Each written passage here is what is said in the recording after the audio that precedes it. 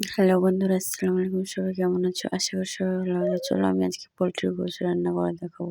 এখানে আমি পেঁয়াজ, লঙ্কা, রসুন থেতো করে সব নিয়ে নিয়েছি। এখানে আমার কড়াই তেল ছিল, পরিমাণ মতন আর একটু তেল দিলাম।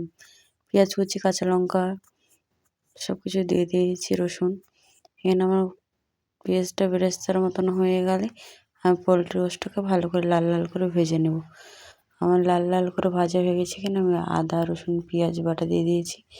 এখানে আমি ধনের গুঁড়ো, আদার গুঁড়ো, কাশ্মীরি মরিচের গুঁড়ো, হলুদ গুঁড়ো, লবণ সব কিছু আমি মশলা গুঁড়ো দিয়ে দিয়েছি। এবার কষে কষে আমি গরম জল দিয়ে দেবো। তার জন্য আমার এক পিস গোশ কষা খেতে খুব সুন্দর লাগে, তার জন্য আমি এক পিস গোশ কষা তুলে নিয়েছি। কে কোথা থেকে ভিডিওটা দেখছেন অবশ্যই আমাকে বলবেন, আর একটু কমেন্ট করে জানাবেন। ভালো লাগলে একটা লাইক, একটা শেয়ার করে দেবেন। পরিমাণ মতন জল দেওয়ার পর আমি এখানে ধনিয়া পাতা দিই। ভালো করে ফুটে যাওয়ার পর আমি এখানে নেমে নেব। দেখুন কালারটা কত সুন্দর এসেছে, মাশাআল্লাহ। খেতেও খুব সুন্দর হয়েছিল। আপনার রুটিতে ভাতে